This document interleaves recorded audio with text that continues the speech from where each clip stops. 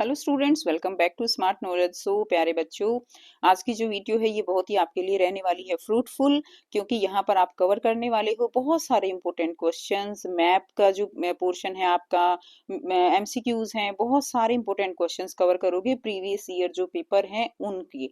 अगर आप complete video देखते हो तो आपके फाइनल एग्जाम में बहुत अच्छा स्कोर आप करने वाले हो। इस वीडियो में हम हिंदी मीडियम में डिस्कस कर रहे हैं, नेक्स्ट वीडियो में हम इंग्लिश मीडियम में करेंगे। तो आपको जिस भी मीडियम में देखनी है वो लिंक आपको प्लेलिस्ट का वीडियो के एंड में मिल जाएगा, या आप चैनल पे प्लेलिस्ट में विजिट करोगे वहां पर भी आपको मिलेगा। तो कंप्लीट आप इसको जरूर देखिएगा। So now let's start. खंड कर दिया गया है बहुविकल्पीय प्रश्न। प्रश्न संख्या फर्स्ट में हम इसका फर्स्ट पार्ट देखेंगे। निम्नलिखित में से कौन सा भारतीय संविधान की एक विशेषता है? तो इसमें कौन सी एक विशेषता है? तो संघवाद जो है वो भारतीय संविधान की एक विशेषता रहेगी। राज्यसभा की अध्यक्षता कौन करता है? तो उपराष्ट्रपति जो है वो राज्यसभा की अध्यक्षता करता है। नेक्स्ट देखिए, क्वेश्चन थर्ड है, भारत में 200 रुपये का नोट जारी होना चाहिए अथवा नहीं, इस विषय पर निर्णय लेने का अधिकार किस सरकार के पास है? तो ये अधिकार किस सरकार के पास है? केंद्र सरकार के पास है। नेक्स्ट, अनुज को एक विशेष राज्य का होने के कारण दूसरे राज्यों में कार्य करने से रोका जाता है। बताइए अनुज किस मौलिक अधिकार का हनन हो रहा है?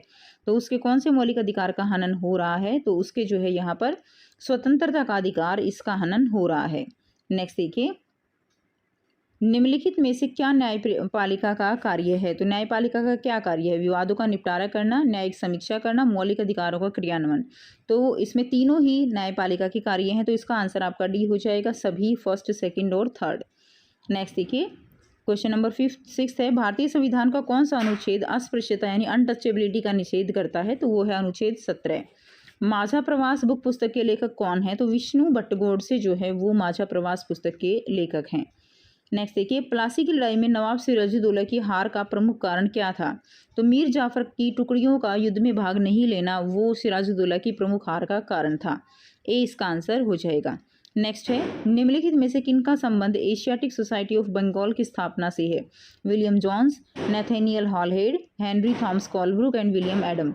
तो इसके अंदर अगर हम देखें तो जो तीन हैं, जॉन्स, हॉलहेड और कॉलब्रुक, तीनों का ही सोसाइटी ऑफ बंगाल की स्थापना से इनका तीनों का ही संबंध है। तो इसमें आपका आंसर केवल फर्स्ट, सेकंड एवं थर्ड जो है वो हो जाएगा। ठीक है, तो इसका आंसर आपका केवल फर्स्ट, सेकंड और थर्ड सी आंसर हो जाएगा। लेकिन इसमें मेन जो थे जिन्होंने एशियाटिक सोसाइटी ऑफ बंगाल की स्थापना की वो विलियम जॉन्स थे। और अगर आपको आंसर में केवल विलियम जॉन्स आंसर दिखता है तो उसमें केवल आपका विलियम जॉन्स आंसर ही रहेगा। नेक्स्ट देखिए, लॉर्ड कर्जन ने बंगाल का विभाजन किस वर्ष में किया था? तो 1905 में लॉर्ड कर्जन ने बंगाल का विभाजन किया था। नेक्स्ट है क्वेश्चन नंबर 11, बहादुर शाह जफर ने अपने जीवन के अंतिम वर्ष किस जेल में व्यतीत किए? तो किसमें किए थे? रंगून जेल में। बंगाल में पहली इंग्लिश फैक्ट्री 1651 में किस नदी के किनारे स्थापित की गई? तो हुगली नदी के किनारे स्थापित की गई। ए जो है इसका राइट आंसर हो जाएगा। नेक्स्ट देखिए, अप्रवास किसे कहते हैं? तो जब कोई व्यक्ति नए देश में जाता है तो उसे क्या कहते हैं? अप्रवास कहते हैं। किस फसल को सुनहरा रेशा भी कहा जाता है? तो पटसन जो है उसको सुनहरा रेशा कहा जाता है। नेक्स्ट क्वेश्चन करेंगे, नीचे दिए गए प्रश्न में दो कथन दिए गए हैं, एक संकल्पना और दूसरा कारण। तो कथन को पढ़ना है और सही विकल्प का चयन आपको करना है। तो अभी कथन दिया गया है, जल जो है वो एक नवीकरणीय संसाधन है। तो ये बात बिल्कुल ठीक है कि जल वो क्या है? एक नवीकरणीय संसाधन है और पृथ्वी को जल ग्रह कहा जाता है। तो ये भी ठीक है, लेकिन ये इसकी सही एक्सप्लेनेशन नहीं है। तो इसका आंसर आपका बी हो जाएगा। अभिकथन कारण दोनों सही है, परंतु कारण अभिकथन की सही व्याख्या नहीं है। नेक्स्ट देखिए, खंड ख में अति लघु उत्तरीय प्रश्न है, तो इसमें आ जाएगा आपका सेकंड, चावल उत्पादन के लिए आवश्यक भौगोलिक परिस्थितियों का वर्णन कीजिए। अथवा में दिया गया है गेहूं उत्पादन के लिए आवश्यक भौगोलिक परिस्थितियों का वर्णन आपको करना है। तो आइए करते हैं इसका आंसर। तो यहाँ से आंसर करेंगे, चावल की खेती के लिए आवश्यक भौगोलिक परिस्थितियाँ क्या हैं? तो चावल को उच्च तापमान, उच्च आर्द्रता, वर्षा की आवश्यकता होती है। यह सर्वाधिक उपजाऊ जलोढ़ मिट्टी में उगता है। नेक्स्ट है, गेहूं की खेती के लिए आवश्यक भौगोलिक परिस्थितियाँ कौन सी हो जाएंगी? गेहूं की वृद्धि के समय में मध्यम तापमान और वर्षा की आवश्यकता होती है और कटाई के समय तेज धूप चाहिए। यह अच्छी जल निकासी वाली दोमट मिट्टी में जो है सबसे अच्छा उगता है। नेक्स्ट देखिए, नेक्स्ट क्वेश्चन है, भारत में अंग्रेजी शासन को बढ़ाने में विलय की नीति का महत्व आपको बताना है। तो विलय की नीति क्या थी? विलय की नीति थी कि जो है इस नीति के तहत ब्रिटिश उन राज्यों को अपने साम्राज्य में मिला सकते थे जहां शासक का कोई पुरुष उत्तराधिकारी नहीं होता था, जिससे उनका नियंत्रण जो है वो बढ़ता ही चला गया। उन्होंने उन सभी जगहों पर, उन सभी रियासतों पर आक्रमण करके उनको अपने कब्जे में करने की कोशिश की। इस नीति के तहत जिनके जो है पुरुष उत्तराधिकारी नहीं थे, उनको गोद लेने का अधिकार भी ब्रिटिश शासकों ने नहीं दिया था। नेक्स्ट देखिए, कृषि आधारित उद्योगों को कोई 2 उदाहरण लिखिए। तो कोई भी 2 उद्योग जो कृषि पर आधारित हैं वो आप लिख सकते हो, जैसे चीनी उद्योग है, ठीक है। आंसर लिख देंगे, जैसे कि वस्त्र उद्योग है या चीनी उद्योग है। अगला प्रश्न है प्रश्न 5, नीचे एक काल्पनिक संसद के आंकड़े तालिका के माध्यम से दर्शाए गए हैं, उनका अध्ययन करके पूछे गए प्रश्नों के उत्तर दीजिए। तो दल का नाम और सांसदों के नाम की संख्या दी गई है। तो विकास संघ जो है उसके 50 सांसद है, व्यापार पार्टी 40, संग्राम पार्टी 20 और कुल जो है कितने हो जाएंगे, 110 हो जाएंगे। तो इसमें बताना है बहुमत के लिए कितने सांसदों की आवश्यकता होती है। तो हमेशा आधे से ज़्यादा बहुमत के लिए, चाहे एक ही ज़्यादा हो, तो मिनिमम यहाँ पे कितने हो जाएंगे, 110 हैं, तो 56 यहाँ पर कम से कम सांसद होने चाहिए ही चाहिए। सरकार बनाने की एक संभावना को व्यक्त करना है, तो सरकार यहाँ पे देखिए कितनी चाहिए, मिनिमम 56 चाहिए, 56 चाहिए। 50 तो विकास संघ के पास है सबसे ज़्यादा, उसके अलावा वो व्यापार पार्टी के साथ भी मिली जुली सरकार बना सकते हैं, यहाँ से 6 लेके, ठीक है। संग्राम पार्टी के साथ भी बना सकते हैं। तो कोई भी एक संभावना आपको यहाँ पर व्यक्त करनी है। तो इसका आंसर लिख देंगे कि बहुमत के लिए 56 सांसदों की आवश्यकता है। सरकार बनाने की एक संभावना बताइए। तो विकास संघ जो है बहुमत प्राप्त करने के लिए व्यापार पार्टी के साथ गठबंधन या मिलीजुली सरकार बना सकता है। अगला प्रश्न है, बहुमत अथवा में 1885 में भारतीय राष्ट्रीय कांग्रेस ने जो है क्या प्रमुख मांगे रखी थी। तो 1885 में भारतीय राष्ट्रीय कांग्रेस द्वारा रखी गई मुख्य मांगे थी कि मुख्य मांगों में भारत की सरकार में अधिक, भारतीयों की जो है वो सरकार में अधिक भागीदारी होनी चाहिए, सैन्य खर्च में कमी होनी चाहिए और विधायी सुधारों की शुरुआत उसमें शामिल की गई थी। अगला खंड है ग लघु उत्तरीय प्रश्न रहेंगे, जिसमें 3-3 अंक के प्रश्न रहेंगे। तो पहला जो प्रश्न है नंबर 6 का ए, शिक्षा को लेकर महात्मा गांधी के विचारों की व्याख्या कीजिए अथवा रविंद्रनाथ टैगोर के शिक्षा के संदर्भ में विचारों का वर्णन कीजिए। तो महात्मा गांधी के शिक्षा पर क्या विचार थे। तो महात्मा गांधी ने नई तालीम या बुनियादी शिक्षा का समर्थन किया था, जिसमें व्यावसायिक प्रशिक्षण, आत्मनिर्भरता और चरित्र विकास पर जोर दिया गया था, ठीक है। उसके बाद इसमें आप और भी एक्सप्लेन करके लिख सकते हो। उसके बाद रविंद्रनाथ टैगोर की शिक्षा के विचारों का वर्णन आपको करना है। तो रविंद्रनाथ टैगोर वो प्रकृति से बहुत ही ज़्यादा प्रभावित थे। तो रविंद्रनाथ टैगोर ने एक प्राकृतिक और समग्र दृष्टिकोण की वकालत की, जिसमें रचनात्मक, स्वतंत्र अभिव्यक्ति और प्रकृति के माध्यम से सीखने पर जोर था, रटने की बजाय। तो ये रविंद्रनाथ टैगोर के शिक्षा के बारे में विचार थे। नेक्स्ट देखिए प्रश्न 7 है, राज्यसभा की विशेषताओं का उल्लेख करना है अथवा में दिया गया है लोकसभा की विशेषताओं का उल्लेख करना है। दोनों में से कोई एक प्रश्न आपको करना है। तो यहाँ से करेंगे, राज्यसभा की विशेषताएं बतानी है। तो राज्यसभा भारतीय संसद का उच्च सदन है जो राज्यों और केंद्र शासित प्रदेशों का प्रतिनिधित्व करता है। यह एक स्थायी निकाय है जिसमें सदस्य 6 साल के क्रमिक कार्यकाल के लिए चुने जाते हैं।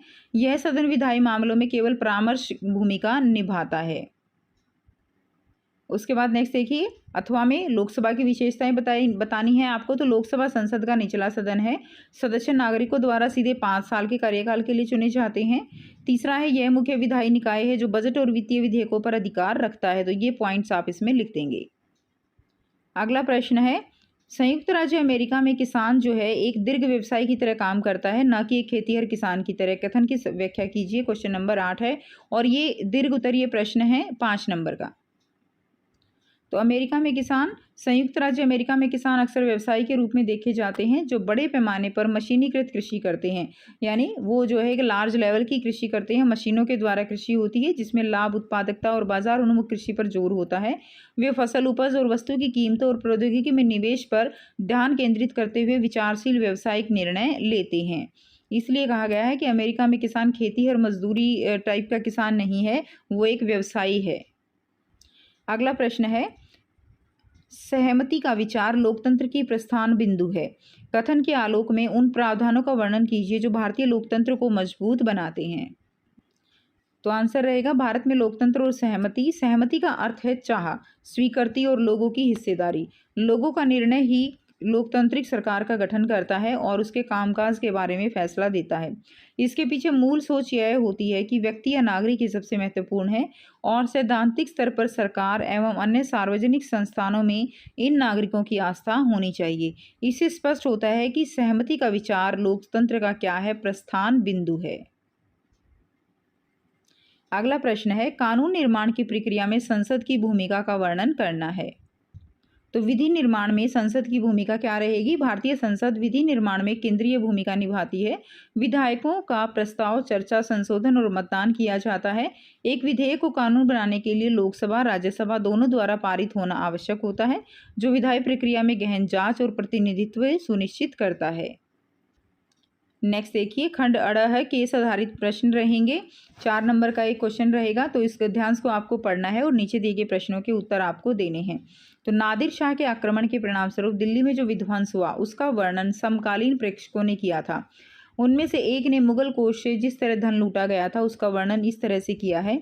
तो देखिए क्या क्या धन लूटा गया। 60 लाख रुपए और कई हजार सोने के सिक्के, लगभग 1 करोड़ रुपए के सोने के बर्तन, लगभग 50 करोड़ रुपए के गहने, जवाहरात और अन्य चीजें ले गया, और जिनमें से कुछ ने तो इतनी बेशकीमती थी कि दुनिया में उनका मुकाबला कोई नहीं कर सकता था, जैसे तख्ते ताउस यानी मयूर सिंहासन। एक अन्य वृत्तांत में दिल्ली पर आक्रमण का प्रभाव देखने को मिल रहा है। जो कभी मालिक थे अब बड़ी दर्दनाक हालत में आ गए। जिन्होंने कभी भरपूर आदर इज्जत दी जाती थी उन्हें अब प्यास बुझाने के लिए पानी भी नहीं मिलता। अलग थलग पड़े लोगों को उनके कानों से खींचकर बाहर निकाल दिया गया। दौलतमंदों को भिखारी बना दिया गया।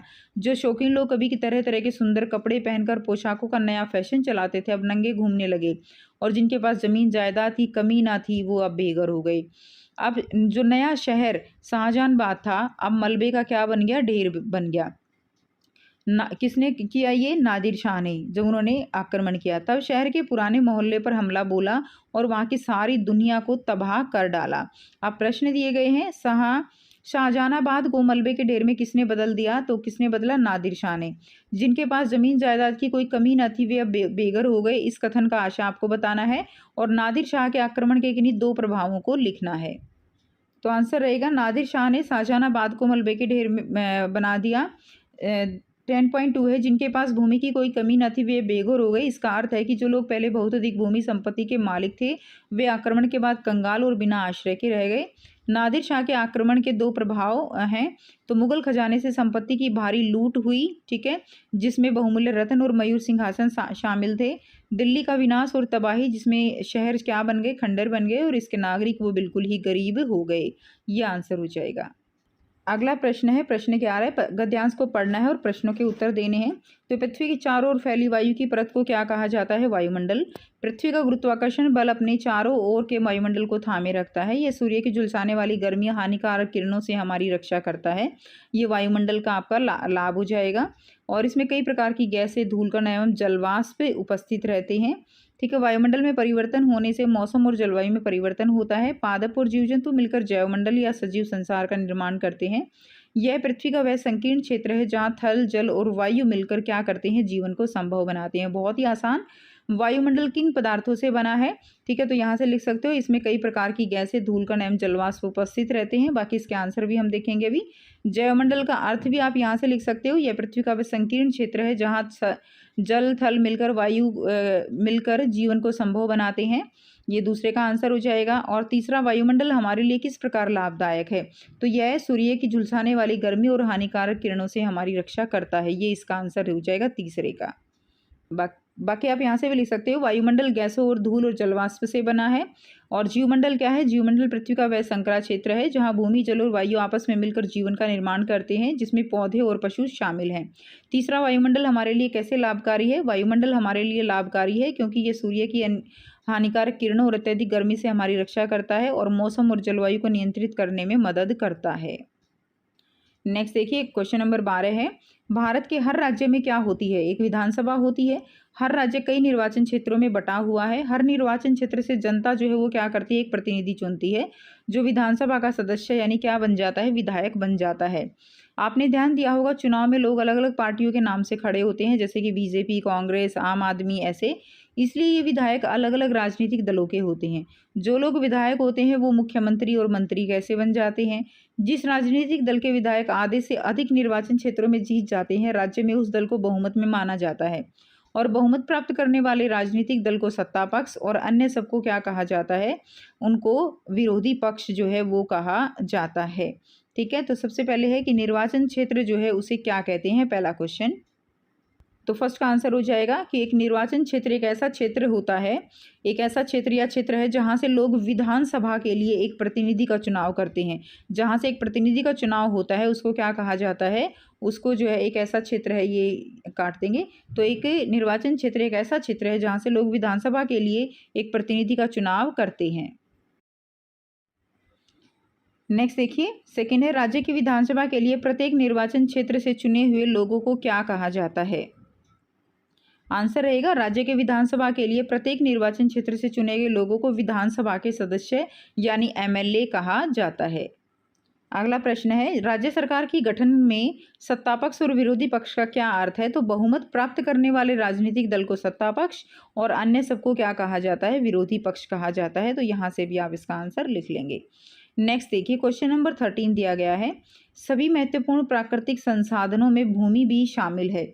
भूपृष्ठ के कुल क्षेत्रफल का लगभग 30% भाग क्या है? भूमि है। यही नहीं, इस थोड़े से प्रतिशत की भी सभी भाग आवास योग्य नहीं है, यानी सभी जगह जो है रहा नहीं जा सकता। मुख्यतः भूमि और जलवायु के भिन्न भिन्न लक्षणों के कारण ही विश्व के विभिन्न भागों में जनसंख्या का वितरण असमान पाया जाता है। ऊबड़ खाबड़ स्थलाकृति, पर्वतों की तीव्र ढाल, जल एकांत संभावित निम्न क्षेत्र, मरुस्थल क्षेत्र और सघन क्षेत्र जो है वो विरल और निर्जन है। निर्जन यानी जहाँ पर कोई नहीं रहता है, दूर दूर तक आदमी देखने को नहीं मिलते हैं। ठीक है, मैदानों और नदी घाटियों में कृषि के लिए उपयुक्त भूमि उपलब्ध है, इसलिए यह स्थान विश्व के सघन बसे क्षेत्र हैं।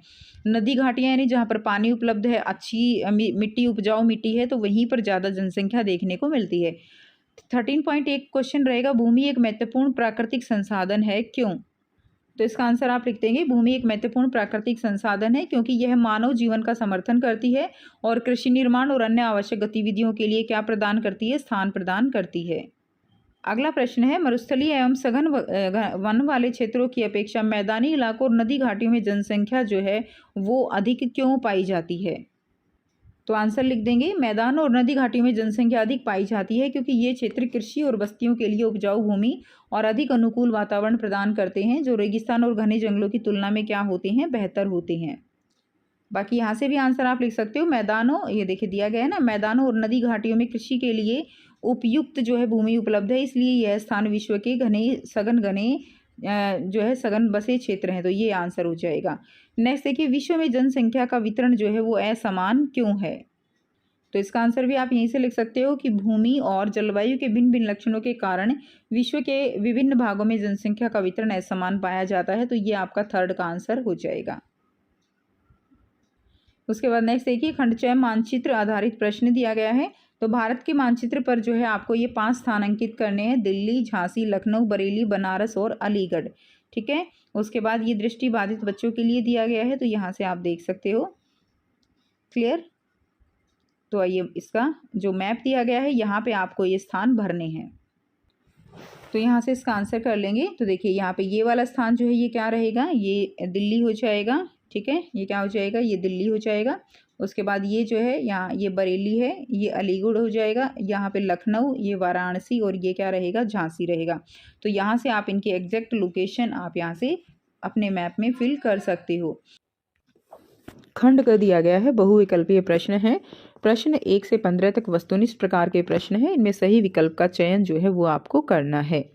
शिक्षा को लेकर मेरा विचार है कि विद्यालय ऐसे हों जहां बच्चे खुश रह सकें व मुफ्त व रचनाशील बने। वर्तमान विद्यालय बच्चों की रचनाशीलता एवं उनके चकित होने की क्षमता को खत्म कर रहे हैं। बताइए उपरोक्त विचार किस महान विचारक के हैं? तो ये किसके विचार हैं? ये है रविंद्रनाथ टैगोर के। C will be the right answer. Next है सेकेंड, उत्कर्ष को एक विशेष राज्य होने के कारण एक दूसरे राज्य में कार्य करने से रोका जाता है। बताइए उत्कर्ष के किस मौलिक अधिकार का हनन हो रहा है? तो ये हनन किसका हो रहा है? उसके स्वतंत्रता के अधिकार का। थर्ड है, नीचे दिए गए प्रश्न में 2 प्राकथन दिए गए हैं, एक संकल्पना और दूसरा कारण। कथनों को पढ़िए और सही विकल्प का चयन कीजिए। तो इसमें दिया गया है जीव जंतुओं का संरक्षण आवश्यक है और जीव जंतु हमारे पारितंत्र का हिस्सा हैं। तो इसमें आंसर आपका ए हो जाएगा कि दोनों ही ठीक है और इसका कारण भी सही दिया गया है। नेक्स्ट क्वेश्चन नंबर 4 है, भारत में 2000 रुपये के नोट को बंद करने का अधिकार किस सरकार के पास है? तो ये जो अधिकार है ये किस सरकार के पास है? केंद्र सरकार के पास है। क्वेश्चन नंबर 5 है, लॉर्ड कर्जन ने 1905 में निम्नलिखित में से किस प्रांत का विभाजन किया था? तो किसका विभाजन किया था? बंगाल का विभाजन किया था। क्वेश्चन नंबर 6 है, राज्यसभा में राष्ट्रपति द्वारा मनोनीत सदस्यों की अधिकतम संख्या कितनी होती है? तो कितनी होती है? 12 जो है सदस्य वो राज्यसभा में राष्ट्रपति मनोनीत कर सकते हैं। क्वेश्चन नंबर 7, तटीय प्रदेशों और शुष्क प्रदेशों में पवन गति रोकने के लिए वृक्ष कतारों से लगाए जाते हैं, इन्हें क्या कहा जाता है? तो इन्हें क्या कहा जाता है? रक्षक मेखला कहा जाता है। ठीक है, नेक्स्ट देखिए, भारत में उच्च न्यायालय में न्यायाधीशों के कुल स्वीकृत पद कितने हैं? 1 नवंबर 2019 तक की स्थिति के अनुसार आपको बताने हैं। तो ये कितने हैं? 1079 जो है ये टोटल पद हैं। प्रति 1000 व्यक्तियों पर जीवित जन्मों की संख्या क्या कहलाती है? तो ये क्या कहलाती है? जन्म दर कहलाती है। क्वेश्चन नंबर 10, श्रीरंगपट्टम की जंग में कौन विजयी हुए? तो श्रीरंगपट्टम की जंग में जो है अंग्रेज विजयी हुए थे। अगला क्वेश्चन है क्वेश्चन नंबर 11, निम्नलिखित में से कौन सा कथन भारतीय न्यायपालिका के संदर्भ में सही नहीं है? तो कौन सा सही नहीं है? बी, न्यायपालिका तक जाने के लिए पहले सरकार की मंजूरी आवश्यक है। नेक्स्ट देखिए, क्वेश्चन नंबर 12 दिया गया है, निम्नलिखित में से कौन सा एक निजी क्षेत्र का उपक्रम है? तो कौन सा एक निजी क्षेत्र का उपक्रम रहेगा? रिलायंस इंडस्ट्रीज जो है इसका सही आंसर हो जाएगा। क्वेश्चन नंबर 13 है, निम्नलिखित विशेषताओं के आधार पर आपको फसल की पहचान करनी है। पहला है, इसके उत्पादन के लिए काली एवं जलोढ़ मृदा की आवश्यकता होती है। नंबर 2, सूती वस्त्र उद्योग के लिए कच्चा माल उपलब्ध करवाती है। तो विकल्प क्या रहेंगे? तो देखिए, सूती वस्त्र उद्योग के लिए कच्चा माल किससे मिलता है? वो कपास से मिलता है और उसके लिए काली और जलोढ़ मृदा ही उपयुक्त होती है। तो इसका आंसर क्या हो जाएगा? कपास इसका राइट आंसर हो जाएगा। नेक्स्ट क्वेश्चन देखिए 14 है, अनुसूचित जाति और अनुसूचित जनजाति अधिनियम कब लागू किया गया? तो ये कब लागू हुआ? 1989 में। क्वेश्चन नंबर 15 है, सही मिलान आपको करना है। तो इसमें देखिए सही मिलान क्या रहेगा? सी, बेगम हजरत महल जो है उनकी लखनऊ, ये सही मिलान हो जाएगा। नेक्स्ट क्वेश्चन है, खंड ख दिया गया है, अति लघु उत्तरीय प्रश्न रहेंगे। सेकंड का ए दिया गया है, भूमि संरक्षण हेतु कोई 2 उपाय बताइए। तो भूमि संरक्षण हेतु कोई 2 उपाय कौन से हो जाएंगे? इसमें देखिए वन रोपण जो है, भूमि उद्धार, अतिचारण पर रोक और रासायनिक कीटनाशक और उर्वरकों का विनियमित करना। यानी बहुत ज़्यादा मात्रा में रासायनिक कीटनाशक उर्वरक उनका प्रयोग नहीं होना चाहिए। बहुत ज़्यादा पशुओं को जो है ज़मीन पर चराना नहीं चाहिए। तो ये इसका आंसर हो जाएगा। कोई भी 2 पॉइंट आप इसमें लिख सकते हो। नेक्स्ट है, अथवा में दिया गया है, मृदा निर्माण के कारकों का वर्णन कीजिए। तो इसका आंसर क्या हो जाएगा? मृदा निर्माण के कारक कौन से हैं? जनक सेल का स्वरूप क्या है, जलवायु कारक क्या है, वहाँ की जलवायु कैसी है, स्थलाकृति कैसी है, जैव पदार्थों की भूमिका, ये इसका आंसर हो जाएगा। नेक्स्ट देखेंगे, प्लासी के युद्ध के कारणों का वर्णन कीजिए। तो प्लासी के युद्ध के कारण क्या रहे वो आपको बताना है। तो सिराजुद्दौला का कंपनी को चेतावनी देना, ये सबसे मेन कारण था जिसको उन्होंने अपनी इंसल्ट माना। कासिम बाजार स्थित इंग्लिश फैक्ट्री पर हमला, ये प्लासी युद्ध का कारण था। सामाजिक न्याय को प्रोत्साहित करना क्यों आवश्यक है? तो सामाजिक न्याय को प्रोत्साहित करना कमजोर लोगों की सुरक्षा करने के लिए आवश्यक है और लोगों को शोषण से बचाना जो है ये इसका मेन काम है। नेक्स्ट देखिए, क्वेश्चन नंबर 5 का ए है, भारतीयों की शिक्षा को लेकर प्राच्यवादियों के दृष्टिकोण का उल्लेख जो है वो आपको करना है। तो भारतीयों की शिक्षा को लेकर प्राच्यवादियों का दृष्टिकोण क्या था? पश्चिमी ज्ञान की बजाय भारतीय ज्ञान के प्रोत्साहन पर बल दिया जाना चाहिए, वही पढ़ाया जाए जिसमें वे पहले से ही परिचित है। यानी हमारे देश में अगर संस्कृत का प्रचलन ज़्यादा है था उस समय, तो संस्कृत ही पढ़ाई जानी चाहिए। पश्चिमी सभ्यता वाले जो सब्जेक्ट थे उनको नहीं पढ़ाना जाना चाहिए, इस बात पर बल दिया गया था। अगला क्वेश्चन है, अथवा में भारतीयों की शिक्षा को लेकर वुड के नीति पत्र का उल्लेख कीजिए। तो काफी इंपॉर्टेंट क्वेश्चन है। वुड का नीति पत्र जो है क्या कहता था? यूरोपीय शिक्षण से भारतीयों के नैतिक चरित्र का उत्थान होगा, ऐसा वुड डिस्पैच ने कहा था। पूरब का साहित्य त्रुटियों से भरा हुआ है और यूरोपीय शिक्षा को अपनाने से वो व्यवहारिक लाभ होगा। तो ये इसका आंसर हो जाएगा। नेक्स्ट देख लेते हैं, खंड ग में अति लघु उत्तरीय प्रकार के प्रश्न रहेंगे। 6 का ए है, भारत में संसद की भूमिका बताइए। तो भारत में संसद की क्या भूमिका है? राष्ट्रीय सरकार का चुनाव करना, सरकार को नियंत्रित करना, मार्गदर्शन देना और जानकारी देना। थर्ड है, कानून का निर्माण करना। नेक्स्ट देखिए, राज्यसभा की शक्तियों का वर्णन कीजिए। तो राज्यसभा के पास कौन कौन सी शक्तियां हैं? तो यहाँ से आप आंसर करेंगे। फर्स्ट है राज्यों के प्रतिनिधि के रूप में कार्य करना, कानून बनाने का प्रस्ताव पेश किया जाना। थर्ड रहेगा किसी विधेयक के कानून के लिए बनने के राज्यसभा की मंजूरी आवश्यक है। कोई भी विधेयक होता है तो उसको कानून अगर बनना है तो राज्यसभा लोकसभा में पास होने के बाद उसको राज्यसभा में पास होना जरूरी है। लोकसभा द्वारा पारित कानून की समीक्षा करना एवं संशोधन करना, तो ये इसका राइट आंसर हो जाएगा। नेक्स्ट देखिए, अगला क्वेश्चन है क्वेश्चन नंबर 7 का ए पार्ट। वन सत्याग्रह की विशेषताओं का वर्णन आपको करना है। तो वन सत्याग्रह में, तो इसका आंसर हो जाएगा वन सत्याग्रह की विशेषताएं क्या रहेंगी। आंध्र प्रदेश के गुंटूर जिले में आदिवासी और गरीब किसानों द्वारा चलाया गया आंदोलन था। चराई शुल्क अदा किए बिना अपने जानवरों को जंगल में छोड़ना, वन संसाधनों पर अधिकारों के सीमित हो जाने के कारण विरोध करना था, और बहुत सारे गाँव में स्वराज का ऐलान कर दिया गया था। तो ये सारे कारण थे वन सत्याग्रह के। ठीक है, तो ये आंसर हो जाएगा। अथवा में देखिए, दांडी मार्च की विशेषताओं का वर्णन कीजिए। तो दांडी मार्च की क्या क्या विशेषताएं थी। आंसर रहेगा नमक कानून तोड़ने के लिए यात्रा की थी। नमक पर टैक्स से सभी वर्ग जो है वो क्या थे, प्रभावित थे, जिसकी वजह से सब में जो है गुस्सा फैल गया, रोष फैल गया। साबरमती से 240 किलोमीटर तक दूर दांडी तक यात्रा की थी। किसानों, आदिवासियों, महिलाओं की अत्यधिक भागीदारी थी। ठीक है, यानी सभी लोगों की, सभी तबके के लोगों की इसमें भागीदारी थी। नेक्स्ट देखिए, खंड घ दिया गया है दीर्घ उत्तरीय प्रश्न। क्वेश्चन नंबर 8 है, आपको कौन सा मौलिक अधिकार सर्वाधिक प्रिय है, किन्हीं 4 कारणों से अपने उत्तर की पुष्टि कीजिए। तो 5 नंबर का क्वेश्चन रहेगा तो थोड़ा सा लेंथी रहेगा। तो कौन सा मौलिक अधिकार सर्वप्रिय है। तो देखिए, आप अपने अकॉर्डिंग लिख सकते हो कि आपको कौन सा मौलिक अधिकार अच्छा लगता है। तो अगर हम बात करें तो मैं यहाँ पे एग्जाम्पल के लिए ले रही हूँ, मुझे स्वतंत्रता का अधिकार वो सबसे प्रिय है, और मुझे लगता है कि आप सबको भी स्वतंत्रता का अधिकार जो है वो बहुत अच्छा लगता है। हम स्वतंत्र रहना चाहते हैं। भारतीय संविधान के अनुच्छेद 19 से 22 तक यह अधिकार विस्तार से वर्णित है। आपको कौन सा अधिकार अच्छा लगता है, कौन सा मौलिक अधिकार, उसको कमेंट सेक्शन में कमेंट करके जरूर बताइएगा। तो इसमें पहला क्या है, व्यक्तिगत स्वतंत्रता का संरक्षण। तो हम यह अधिकार हर नागरिक को अपने विचार व्यक्त करने, शांतिपूर्वक सभा करने, कहीं भी आने जाने और किसी व्यवसाय या रोजगार को चुनने के लिए स्वतंत्रता प्रदान करता है। लोकतंत्र की नींव। लोकतंत्र तभी सफल हो सकता है जब नागरिकों को अपनी राय रखने और स्वतंत्र रूप से कार्य करने के अवसर मिले। थर्ड है विकास को प्रोत्साहन। तो जब व्यक्ति स्वतंत्र होते हैं तो वे नई सोच विकसित कर पाते हैं। तो ये आंसर ये हो जाएगा। और फोर्थ पॉइंट है मानव गरिमा का सम्मान। आप चाहो तो इसमें ये पॉइंट्स भी लिख सकते हो। स्वतंत्रता के बिना जीवन अधूरा लगता है। यह अधिकार सुनिश्चित करता है कि नागरिक सम्मान पूर्वक और आत्मनिर्भरता के साथ जीवन जी सके। नेक्स्ट देखिए, उद्योगों की अवस्थिति को प्रभावित करने वाले 4 कारकों की व्याख्या कीजिए। तो उद्योगों की अवस्थिति को प्रभावित करने वाले 4 कारक लिखने हैं। तो देखिए, आप इन्हीं में से कोई भी 4 को थोड़ा सा एक्सप्लेन करके भी लिख सकते हो। ठीक है, तो इसमें क्या हो जाएंगे, इसमें जैसे कच्चे माल की उपलब्धता है, भूमि है, जल, श्रम, शक्ति, पूंजी, परिवहन। ठीक है, उसके अलावा बाजार। तो ये कारक हो जाएंगे। नेक्स्ट देखिए, अथवा में दिया गया है औद्योगिक प्रदेश क्या होते हैं, किन्हीं 3 औद्योगिक प्रदेशों के नाम लिखिए। औद्योगिक प्रदेश क्या हैं। तो औद्योगिक प्रदेश का विकास तब होता है जब कई तरह के उद्योग एक दूसरे के निकट स्थित होते हैं और वे अपनी निकटता का लाभ जो है वो आपस में बांट देते हैं। प्रमुख औद्योगिक क्षेत्र प्रदेश कौन से हैं। मुंबई पुणे समूह है, अहमदाबाद वडोदरा प्रदेश है, छोटा नागपुर औद्योगिक प्रदेश है। तो ये इसमें आंसर हो जाएगा। नेक्स्ट देखते हैं,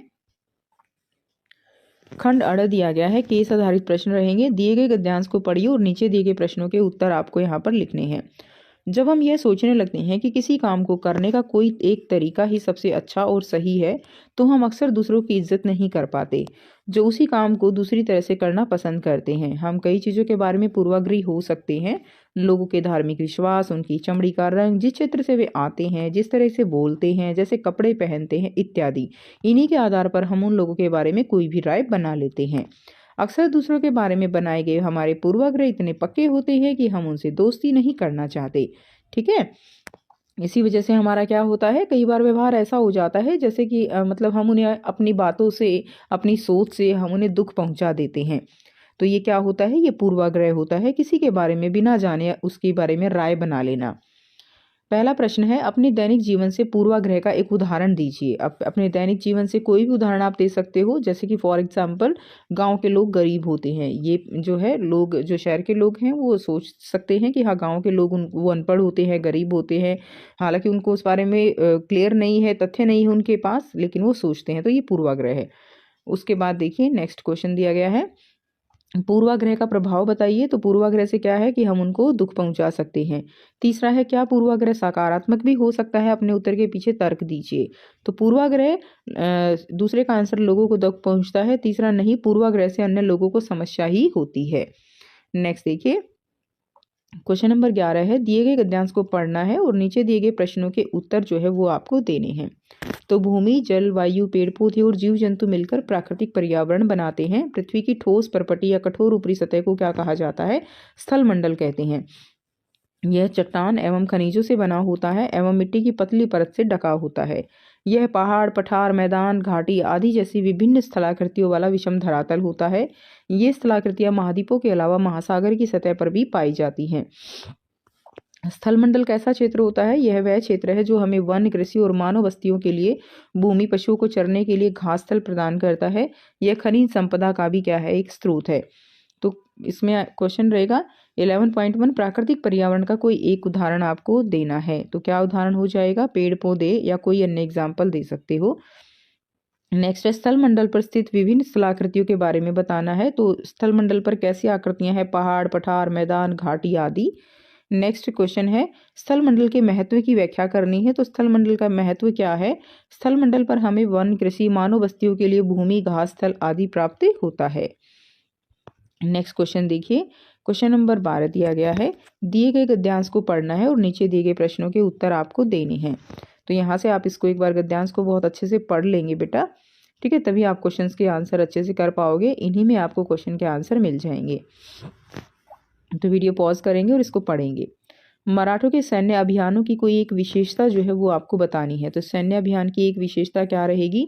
किलाबंद इलाकों में टक्कर न लेकर शहरों और कस्बों पर वो हमला करते थे, ठीक है। उसके बाद नेक्स्ट देखिए, मराठे अपने जीते हुए राज्यों को कौन कौन से कर एकत्र किया करते थे? तो कौन कौन से कर लगाते थे? चौथ और सरदेशमुखी। नेक्स्ट क्वेश्चन है, यदि पानीपत की तीसरी लड़ाई मराठा जीत लेते तो क्या भारत की स्थिति कुछ अलग होती? अपने उत्तर के पक्ष में तर्क आपको देना है। तो अगर भारत के अधिकांश हिस्सों पर क्या होता? मराठों का शासन होता, अगर मराठा जो है युद्ध जीत लेते तो। नेक्स्ट देखिए, क्वेश्चन नंबर 13 है, दिए गए गद्यांश को पढ़ना है और नीचे दिए गए प्रश्नों के उत्तर देने हैं। तो इसमें क्या दिया गया है? ये गद्यांश जो है वो इस्पात के बारे में है, लोहे के बारे में है, ठीक है। इस्पात कड़ा होता है और इसे आसानी से काटा और आकार दिया जाता है, इस्पात यानी स्टील, और इसे तार बनाए जा सकते हैं। एल्यूमिनियम, निकल, तांबा जैसी धातुओं को थोड़ी थोड़ी मात्रा में मिलाकर इससे मिश्र धातुएं बनाई जाती हैं, ठीक है। तो ये सारा इसमें दिया गया है। पोत, रेलगाड़ी, ट्रक ये सब इस्पात से बने हैं। सेफ्टी पिन, सुइयाँ ये सभी इस्पात से बने होते हैं। तेलकूप इस्पात से बनी मशीनों से भेदित किए जाते हैं, ठीक है। पाइपलाइन में इसका यूज होता है। तो ये सभी पूरा पैराग्राफ जो दिया गया है ये इस्पात से रिलेटेड है। अब क्वेश्चन आपसे पूछा गया है कि मिश्र धातु क्या होती है? तो मिश्र धातु क्या है? कई धातुओं को मिलाकर जो बनाई जाती है उसे मिश्र धातु कहते हैं। तो धातुओं के मिश्रण से बनी धातु क्या कहलाती है? मिश्र धातु कहलाती है। नेक्स्ट देखिए, मिश्र धातुओं का महत्व बताइए। तो मिश्र धातुओं का महत्व क्या है? मिश्र धातुएं जो हैं वो इस्पात को कठोरता, दृढ़ता और जंग प्रतिरोधक क्षमता प्रदान करती हैं। जैसे क्या है कि जैसे स्टील एक मिश्र धातु है तो उस पर जंग नहीं लगता, कठोर भी है, दृढ़ भी है, इतनी सारी चीजें बनाई जाती हैं। नेक्स्ट देखेंगे, इस्पात हमारे दैनिक जीवन में किस प्रकार उपयोगी है? उदाहरण सहित बताइए। तो इस्पात कैसे उपयोगी है? इससे रेलगाड़ी, ट्रक व ऑटो इस्पात से बनी होती हैं। सेफ्टी पिन, सुइयां जो है वो सब किससे बनी है? वो सभी इस्पात से बनी होती हैं। तो ये इसका आंसर हो जाएगा। अगला प्रश्न है मानचित्र आधारित प्रश्न है। भारत के दिए गए राजनीतिक मानचित्र पर आपको किन्हीं 5 स्थानों को अंकित करना है और उनके नाम लिखने हैं। दिल्ली, कानपुर, बनारस, झांसी, लखनऊ, मेरठ, इनके बारे में आपको बताना है। तो यहाँ से मैच कर लेंगे। तो ये क्या है? ये दिल्ली हो जाएगा। यहाँ पे यूपी में क्या है? मेरठ है। इधर क्या हो जाएगा? ये लखनऊ, कानपुर, और इधर जो है ये क्या है? झांसी है, और यहाँ पे क्या है? वाराणसी है, ठीक है। तो काफ़ी इंपॉर्टेंट है ये मैप जो, और काफ़ी बार यही चीज़ें रिपीट होती रहती हैं, तो इन चीज़ों को ज़रूर अच्छे से जो है वो आप कर लीजिए। खंड क है प्रश्न 1 से 15 तक वस्तुनिष्ठ प्रकार के प्रश्न हैं, इसमें सही विकल्प का चयन करना है। निम्नलिखित में कौन शेर मैसूर के नाम से प्रसिद्ध था? तो शेर मैसूर के नाम से कौन प्रसिद्ध था? टीपू सुल्तान। ए राइट आंसर रहेगा। समीर एक 12 वर्षीय लड़का है, वह एक फैक्ट्री में कार्यरत है। बताइए समीर के कौन कौन से मौलिक अधिकार का उल्लंघन हो रहा है? तो उसके कौन से मौलिक अधिकार का उल्लंघन हो रहा है? वो है शोषण के विरुद्ध अधिकार। निम्नलिखित में से कौन सा एक साझा संपत्ति का उदाहरण है? तो सार्वजनिक पार्क जो है वो क्या है? एक साझी संपत्ति का उदाहरण है। बाकी तो निजी भवन है, निजी कुआं है ना। उसके बाद नेक्स्ट देखिए, राज्यसभा में कुल कितने सदस्यों का निर्वाचन होता है? तो राज्यसभा में कुल 233 सदस्यों का निर्वाचन होता है। सही मिलान करना है। रानी लक्ष्मीबाई, जम्मू कश्मीर, रानी अवंतीबाई, लोधी, राजगढ़। तो ये जो है इसमें सही मिलान हो जाएगा। B will be the right answer. Question number 6 है, निम्नलिखित विशेषताओं के आधार पर जो है फसल की पहचान करनी है। तो इसे सुनहरा रेशा भी कहा जाता है। भारत और बांग्लादेश इसके अग्रणी उत्पादक हैं। तो जो सुनहरा रेशा है वो किसको कहा जाता है? पटसन को कहा जाता है। तो B will be the right answer. Next question देखिए, शिक्षा को लेकर टैगोर जी का विचार है कि विद्यालय ऐसे हों जहां बच्चे खुश रह सकें। ठीक है, वह मुफ्त व रचनाशील बने और वर्तमान विद्यालय बच्चों की रचनाशीलता एवं उनके चकित होने की क्षमता को खत्म कर रहे हैं। बताइए उपरोक्त विचार किस प्रकार की शिक्षा व्यवस्था को अपनाए जाने की वकालत करते हैं? तो ये जो विचार हैं ये किस टाइप के हैं? ये एक तो भयमुक्त विद्यालय होने चाहिए और एक रचनाशील विद्यालय होने चाहिए। तो केवल 1 और 2 जो है वो इसके सही आंसर हो जाएंगे। तो B will be the right answer. Lok Sabha में सत्ताधारी दल का मुखिया कौन होता है? तो सत्ताधारी दल जो होता है उसका मुखिया कौन होता है? प्रधानमंत्री जो है उसका मुखिया होता है। बंगाल का विभाजन कब किया गया था? 1905 में बंगाल का विभाजन हुआ था। निम्नलिखित में कौन सार्वजनिक क्षेत्र का एक उपक्रम है? तो सार्वजनिक क्षेत्र का एक उपक्रम है हिंदुस्तान एरोनॉटिक्स। ठीक है, नेस्ले, टाटा स्टील, रिलायंस नहीं है। सार्वजनिक क्षेत्र का है हिंदुस्तान एरोनॉटिक्स। नेक्स्ट देखिए, निम्नलिखित में कौन सा कथन भारतीय न्यायपालिका के संदर्भ में सही है वो बताना है। तो भारतीय न्यायपालिका क्या है? वो स्वतंत्र है। ये कथन इसके बारे में सही है। ठीक है, उसके बाद नेक्स्ट देखिए, जन्म दर से आप क्या समझते हैं? तो जन्म दर क्या होती है? प्रति 1000 व्यक्तियों पर जीवित जन्मों की संख्या वो क्या कहलाती है? जन्म दर कहलाती है। अगला प्रश्न है क्वेश्चन नंबर जो है 13 है। ठीक है, निम्नलिखित में कौन सा कथन अनुसूचित जाति एवं अनुसूचित जनजाति अधिनियम 1989 के संदर्भ में सही है? तो आपको बताना है यह अधिनियम अनुसूचित जाति एवं जनजाति के लोगों के साथ होने वाले भेदभाव को रोकता है।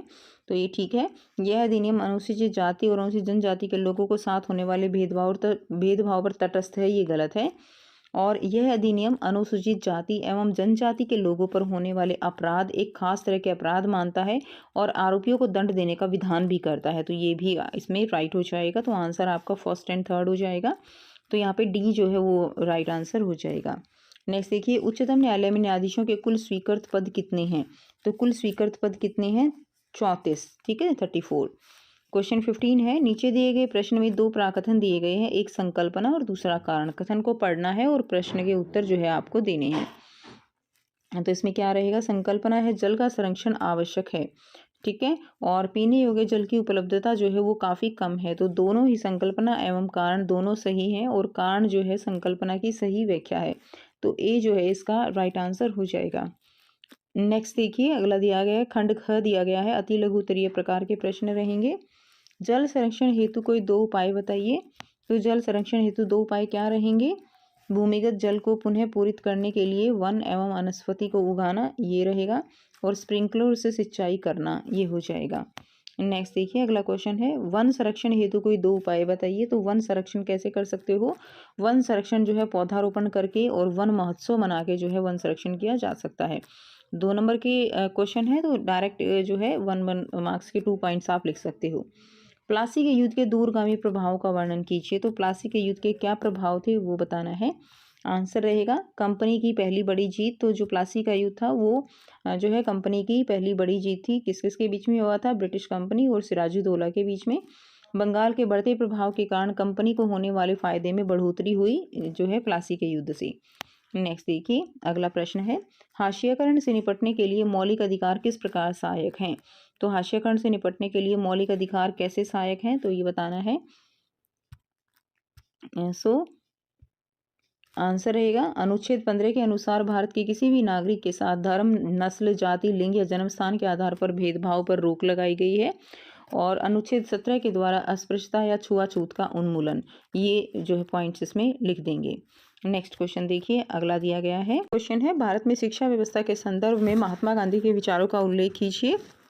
तो महात्मा गांधी के विचार क्या थे इस बारे में? तो आंसर क्या रहेगा, महात्मा गांधी जो है उन्होंने शिक्षा से बच्चे को उसकी संस्कृति और सामाजिक वास्तविक से जोड़ना चाहिए, ऐसी उनकी धारणा थी। उनका मानना था कि बच्चों को जो शिक्षा है वो व्यवहारिक, नैतिक और शारीरिक श्रम से उसको जोड़ना चाहिए। शिक्षा को मातृभाषा में देना चाहिए, ठीक है, ताकि बच्चा बहुत अच्छे से उस चीज़ को समझ सके। और उन्होंने इंग्लिश को न सीखने पर जोर दिया था कि जो भी हमारी संस्कृति है उसके अकॉर्डिंग ही जो एजुकेशन है वो लेनी चाहिए, ठीक है। अगला क्वेश्चन दिया गया है भारत में शिक्षा व्यवस्था के संदर्भ में मैकाले के विचारों का उल्लेख जो है आपको करना है। मैकाले के शिक्षा संबंधी क्या विचार थे? तो मैकाले जो है उन्होंने सबसे पहले तो भारतीय जो संस्कृति थी, भारतीयों की जो भाषा थी उस पर उन्होंने कड़ा प्रहार किया था। और उनका मानना था कि जो अंग्रेजी भाषा है वो सबसे बेहतरीन है। मैकाले अंग्रेजों को सबसे श्रेष्ठ नस्ल और अंग्रेजी भाषा को सबसे बेहतरीन जो है वो मानते थे। मैकाले की नीतियों के चलते अंग्रेजी को शिक्षा का प्राथमिक माध्यम जो है वो बनाया गया था, ठीक है। तो ये इसका आंसर हो जाएगा। इसके अलावा और भी बहुत सारे पॉइंट्स हैं जो आप इसमें लिख सकते हो। नेक्स्ट क्वेश्चन देखेंगे, खंड ग दिया गया है अति लघु उत्तरीय प्रश्न। तो घरेलू हिंसा कानून 2005 के प्रमुख प्रावधानों का उल्लेख आपको करना है। तो घरेलू हिंसा कानून 2005 के प्रमुख प्रावधान क्या थे? आंसर रहेगा घरेलू शब्द की समझ को और अधिक व्यापक बना दिया गया है। वह महिलाएं भी घरेलू दायरे का हिस्सा मानी जाएंगी जो हिंसा करने वाले पुरुष के साथ एक ही मकान में रहती हैं या रह चुकी हैं। महिलाओं के हिंसा मुक्त परिवार के अधिकार को मान्यता दी गई है। यह एक दीवानी कानून है जो करोड़ों महिलाओं को राहत प्रदान करता है। बहुत सारी पत्नियों, माँओं, बेटियों और बहनों को अपने घरों में हिंसा से इस कानून से क्या मिली? निजात मिली, ठीक है। तो ये इसका आंसर हो जाएगा। नेक्स्ट क्वेश्चन देखिए, भारत में कानून निर्माण की प्रक्रिया का वर्णन आपको करना है कि भारत में अगर कोई कानून बनाना है नया तो उसकी प्रक्रिया क्या रहेगी, कैसे कानून बनेगा? तो आंसर रहेगा जिस विषय पर कानून बनाने हैं उसे साधारण स्थिति में संसद के किसी भी सदन में विधेयक के रूप में पेश किया जाता है, ठीक है। लोकसभा या राज्यसभा, एक सदन में चर्चा के पारित होने के पश्चात विधेयक को दूसरे सदन में चर्चा के लिए भेजा जाता है। वहां से फिर अगर पारित हो जाता है तो उसको राष्ट्रपति के पास भेजा जाता है विधेयक को। और विधेयक पर जब राष्ट्रपति के अनुमोदन के बाद, राष्ट्रपति के साइन होने के बाद जो विधेयक होता है वो क्या बन जाता है? वो कानून बन जाता है। तो ये प्रक्रिया रहेगी। नेक्स्ट क्वेश्चन देखेंगे, भारत विभाजन के कारणों की समीक्षा कीजिए। तो क्या क्या कारण है भारत के विभाजित होने के, वो आपको बताना है। तो इसमें आंसर जो हम देखेंगे, 1940 में मुस्लिम लीग द्वारा देश के पश्चिमोत्तर तथा पूर्वी क्षेत्रों में मुसलमानों के लिए स्वतंत्र राज्यों की मांग करते हुए प्रस्ताव पारित करना। उसके बाद था 1937 के प्रांतीय चुनाव के बाद बनी स्थिति और कैबिनेट मिशन की विफलता। ये आप इसमें आंसर लिखेंगे, ठीक है। इसको और इलेबरेट करके लिख सकते हो, नहीं तो 3 पॉइंट्स में भी आप इसमें दे सकते हो। नेक्स्ट क्वेश्चन देखेंगे, अहिंसा को लेकर महात्मा गांधी जी के विचारों का वर्णन कीजिए। तो आप सब बच्चे जानते हैं महात्मा गांधी जो है वो अहिंसा के पुजारी कहलाते हैं। तो प्रतिफल की मामूली सी इच्छा किए बिना अच्छे काम करते जाना ही अहिंसा का जन्म होता है, ठीक है। यानी बिना फल की इच्छा किए केवल अपने अच्छे कर्म करना ही क्या कहलाता है? अहिंसा कहलाता है। किसी के प्रति दुर्भावना का अभाव और किसी भी व्यक्ति के हाथों खुशी खुशी पीड़ा सहने के लिए तैयार रहने की आवश्यकता, ये अहिंसा धर्म है। नेक्स्ट क्वेश्चन देखेंगे, अगला है खंड घ दिया गया है दीर्घ उत्तरीय प्रश्न। तो इसमें है क्वेश्चन 8, किसी भी देश को संविधान की आवश्यकता क्यों है? कोई 5 कारण लिखे। तो हम सभी बच्चे जानते हैं कि जो देश का संविधान है वो देश के लिए बहुत ज़रूरी होता है। जितने भी कानून हैं, नियम है, वो देश उसी संविधान के अनुसार देश चलता है। तो कारण आपको बताने हैं। तो देश की राजनीतिक व्यवस्था तय करने के लिए संविधान जरूरी है। सत्ता को दुरुपयोग से बचाने के लिए, नागरिकों के अधिकारों की रक्षा के लिए, बहुमत की निरंकुशता से बचने के लिए, देश की बुनियादी संरचना को उन्माद से बचाने के लिए जो संविधान है वो जरूरी है। नेक्स्ट क्वेश्चन देखेंगे, अगला क्वेश्चन दिया गया है इस्पात के को प्राय उद्योगों का मेरुदंड जो है मेरुदंड क्यों कहा जाता है, आपको कारण बताना है। तो इस्पात को उद्योगों का की रीढ़ की हड्डी या मेरुदंड कहा जाता है, क्योंकि देखिए इस्पात जो है ये हर एक फैक्ट्री, हर एक जगह पे इसका उपयोग होता है। इसीलिए बिना इसके किसी भी फैक्ट्री, किसी भी जो है चीज़ों की कल्पना नहीं की जा सकती है। तो लगभग सारी वस्तुएं जिनका हम लोग उपयोग करते हैं वे या तो लोहे या इस्पात के बने होते हैं अथवा इन धातुओं से निर्मित औजार और मशीनों से बने होते हैं। पोत है, रेलगाड़ी है, ट्रक है, सभी इस्पात के बने होते हैं। तेलकूप इस्पात से बनी मशीनों से बाधित किए जाते हैं। इस्पात की पाइपलाइन से तेल प्रवाहित किया जाता है। खनिजों का खनन भी इस्पात के उपकरणों से ही होता है। यानी मोटी मोटी जो बात यहाँ पर हम कह सकते हैं कि इस्पात जो है वो हमारे डेली लाइफ का एक हिस्सा है, जिसकी वजह से इसको जो है उद्योगों का मेरुदंड कहा जाता है। नेक्स्ट देखेंगे, औद्योगिक विपदा को रोकने हेतु कुछ उपाय बताइए। तो औद्योगिक विपदा जो है उसको रोकने के लिए हम क्या क्या उपाय कर सकते हैं। तो घने बसे आवासीय क्षेत्रों को औद्योगिक क्षेत्रों से बहुत अलग रखा जाना चाहिए। आप बच्चे जानते हैं कि कई बार ऐसी घटनाएं देखी गई हैं जहां पर लोग रहते हैं और वहां पे बहुत बड़े बड़े जो कांड हैं, दुर्घटनाएं हैं वो हो जाती हैं। और इसमें भोपाल गैस त्रासदी के बारे में आप बिल्कुल बहुत अच्छे से जानते हो कि वहां पे जो गैस है, जहरीली गैस, उसका रिसाव हो गया था। ठीक है। सेकंड है, उद्योगों के समीप बसने वाले लोगों को दुर्घटना होने की स्थिति में विषैले या खतरनाक पदार्थों के संग्रहण और उनके संभव प्रभाव का ज्ञान होना चाहिए कि अगर ऐसा कुछ हो भी जाए तो वो किस तरह से अपने आप को बचा सकते हैं, उसका ज्ञान उनको दिया जाना चाहिए। आग की चेतावनी और अग्निशमन की व्यवस्था को उन्नत किया जाना चाहिए। विषैले पदार्थों का भंडारण क्षमता की सीमा होनी चाहिए और उद्योगों में प्रदूषण नियंत्रण के उपाय को उन्नत किया जाना चाहिए। तो ये जो है उपाय होने चाहिए औद्योगिक विपदा को रोकने के लिए। अगला प्रश्न है, केस आधारित प्रश्न रहेगा। तो जो है इसमें क्वेश्चन 10 जो है इसको आप एक बार अच्छे से पढ़ लेंगे। पूर्वाग्रह का क्या होता है कि हम लोगों के बारे में पहले ही कोई राय बना लेते हैं और अपने दिमाग में बिठा लेते हैं, वो पूर्वाग्रह होता है। और ज़्यादातर जो राय होती है वो कैसी होती है, हमारी उस किसी व्यक्ति के बारे में वो नकारात्मक होती है। ठीक है, सकारात्मक नहीं होती। यह विविधता हमेशा खुश रहने का कारण नहीं बनती है। हम उन लोगों के साथ सुरक्षित एवं आश्वस्त महसूस करते हैं जो हमारी तरह दिखते हैं, बात करते हैं, कपड़े पहनते हैं, लेकिन अगर वो थोड़ा सा भी अलग होते हैं तो हम उनके साथ असहज होने लगते हैं। तो इसके बारे में ये पैराग्राफ दिया गया है, तो एक बार इसको रीड कर लेंगे। प्रश्न है 10.1, पूर्वाग्रह क्या है। तो यहाँ से आप इसका आंसर यहीं से भी दे सकते हो। पूर्वाग्रह है जब हम किसी के बारे में पहले ही कोई राय बना लेते हैं, अपने दिमाग में बिठा लेते हैं, तो वह पूर्वाग्रह का रूप ले लेता है। पूर्वाग्रह के क्या कारण हो सकते हैं। तो पूर्वाग्रह के कई कारण हो सकते हैं। ठीक है, यहाँ से आंसर लिख देंगे। लोगों का भिन्न होना और इस कारण अपनी नकारात्मक राय बना लेना, ये पूर्वाग्रह का कारण हो सकता है। नेक्स्ट क्वेश्चन देखिए, अगला दिया गया है, विविधता हमेशा खुश होने का कारण नहीं बनती है। कथन की परख कीजिए कि जरूरी नहीं है कि सब, कई बार हम किसी दूसरे स्टेट में जाते हैं, वहाँ पे लोग जो है वो हमसे अलग होते हैं, उनका रहन सहन, खान पान सब अलग होता है, लेकिन हम उस वातावरण में, एनवायरनमेंट में खुद को ढाल नहीं पाते, तो वो क्या बन जाती है, वो विविधता हमारे लिए दुख का कारण बन जाती है। तो बस इसी बारे में आपको लिख देना है। कई बार विविधता के कारण हम किसी के बारे में नकारात्मक राय बना लेते हैं। यह राय लोगों की वेशभूषा, पूजा करने के तरीके या रहन सहन या तरीके की वजह से होते हैं। कई बार समाज में अलगाव की वजह बन जाते हैं। तो ये इसका आंसर हो जाएगा। नेक्स्ट देखिए, दिए गए गद्यांश को पढ़ना है और नीचे दिए गए प्रश्नों के उत्तर आपको देने हैं। तो यहाँ पे गद्यांश जो है क्या दिया गया है, किसी भी जीवित प्राणी के चारों ओर पाए जाने वाले लोग, स्थान, वस्तुएं एवं प्रकृति को पर्यावरण कहते हैं और यह प्राकृतिक एवं मानव निर्मित परिघटनाओं का मिश्रण है। प्राकृतिक पर्यावरण में पृथ्वी पर पाई जाने वाली जीवीय और अजीवीय दोनों ही परिस्थितियां सम्मिलित हैं, जबकि मानवीय पर्यावरण में मानव की परस्पर क्रियाएं, उनकी गतिविधियां और उनके द्वारा बनाई गई रचनाएं सम्मिलित हैं। अब इसमें देखेंगे पर्यावरण का क्या अर्थ है। तो हमारे चारों तरफ क्या है, हमारे चारों तरफ जीवित प्राणी के चारों ओर पाए जाने वाले लोग, स्थान, वस्तुएं, प्रकृति, उन सबको क्या कहा जाता है, पर्यावरण कहा जाता है।